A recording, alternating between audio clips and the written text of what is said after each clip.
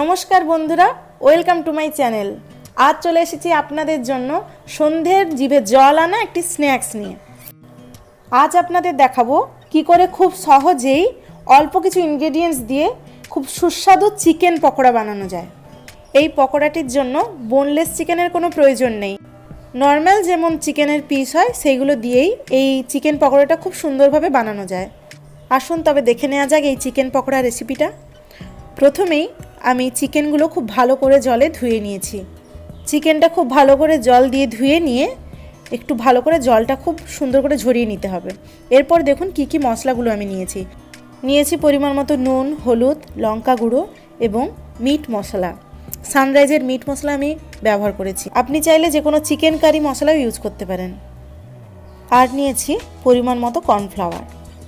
তো এই উপকরণগুলো আমি এখন চিকেনে একে একে দিয়ে দেবো।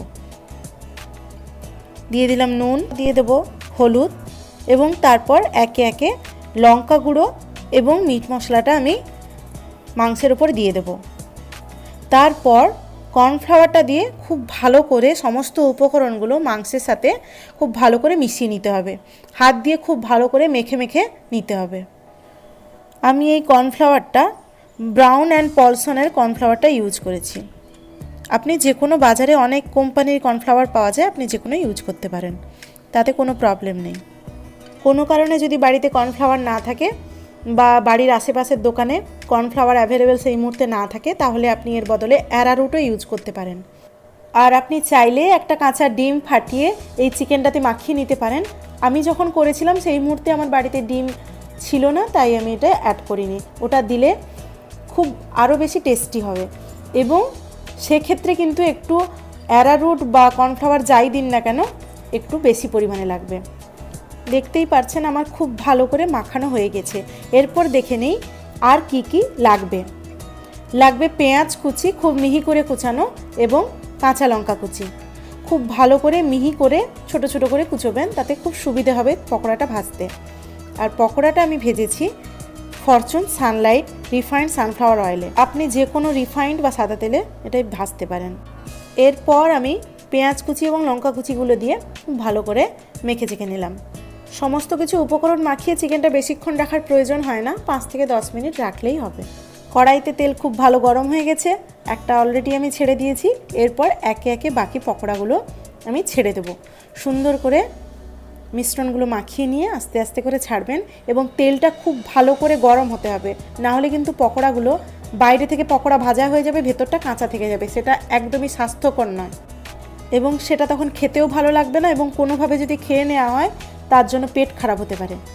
তাই খুব ভালো করে পকোড়াগুলো ভাজার জন্য তেল খুব ভালো গরম হওয়া ভীষণ জরুরি।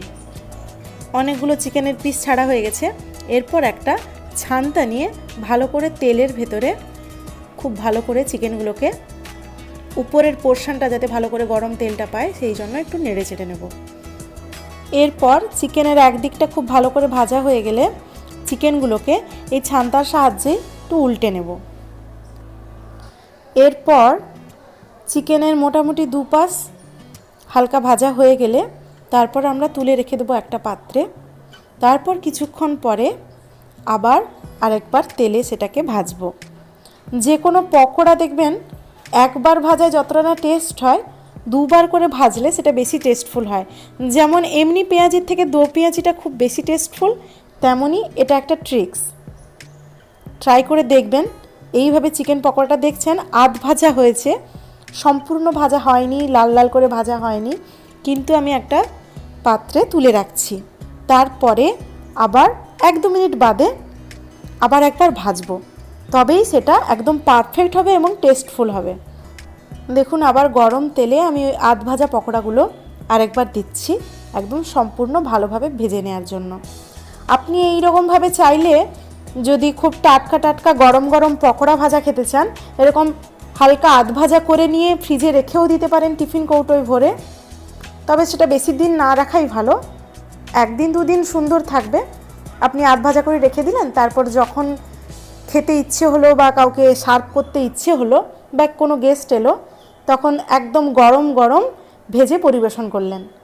সেটা খুব জলদি এবং খুব চটপটা সহজে হয়ে যাবে। এই টিপসটাও অ্যাপ্লাই করে আপনি দেখতে পারেন। ভালো করে ওলট পালট করে খুব ভালো করে পকোড়াগুলো এবার ভেজে নেব। একটু লাল লাল করে ভাজা হবে, ভেতরটা যাতে একটু সময় দিয়ে দিয়ে ভাজবেন, ভেতরটা যাতে একটু ভালো করে সেদ্ধ হয়। এই সেকেন্ড বারের পকোড়াটা যখন ভাজবেন হাই ফ্লেম একদমই দেবেন না, মিডিয়াম ফ্লেমেই ভাজবেন। আমাদের পকোড়াগুলো প্রায় ভাজা হয়ে গেছে, এরপর সার্ভ করার পালা। রেসিপিগুলো ভালো লাগলে লাইক কমেন্ট শেয়ার করবেন। দেখুন কি দারুণ পকোড়াগুলো হয়েছে। সঙ্গে একটু স্যালাড কেটে দেবেন, দারুণ টেস্টি লাগবে। একটু পেঁয়াজ, শসা এবং টমেটো আর অল্প একটু টমেটো সস দিয়ে দিলে তো কে আবার দারুণ টেস্টি লাগে এই সহজে বাড়িতে ভাজা চিকেন পকোড়াগুলো। আপনিও চেষ্টা করুন না। কেমন টেস্টি হলো আমাকে অবশ্যই জানাবেন কমেন্ট বক্সে। এবং আরও অনেক সুন্দর সুন্দর রেসিপি পেতে অবশ্যই আমার চ্যানেলটি সাবস্ক্রাইব করবেন এবং পাশে থাকা বেল আইকনটি ক্লিক করবেন। তাহলে সবার প্রথমে আপনিই জানতে পারবেন আমি নতুন কী রেসিপি দিলাম। এই সময় বিশেষ করে বাইরের খাবার দাবার খুব একটা স্বাস্থ্যকর নয় এবং না খাওয়াই ভালো, তাই বাড়িতেই বানিয়ে ফেলুন চিকেন পকোড়া। বাচ্চা থেকে বড় সকলেই পছন্দ করবে। আর সহজেই যদি আপনি এত টেস্টি চিকেন পকোড়া সবাইকে খাওয়াতে পারেন তাহলে তো বাইরের খাবার আর খেতে চাইবেই না। তাহলে আর দেরি কেন? আপনার বাড়ির ফ্রিজারে নিশ্চয়ই চিকেন আছে, তাহলে বানিয়ে ফেলুন tasty tasty chicken pakora. Thanks to my husband, যে ভীষণভাবে আমাকে এই রেসিপিটাতে সাহায্য করেছে। তবে আপনাদের যদি কোনো রেসিপির অনুরোধ থাকে সেটাও আমাকে জানাতে পারেন কমেন্ট বক্সে।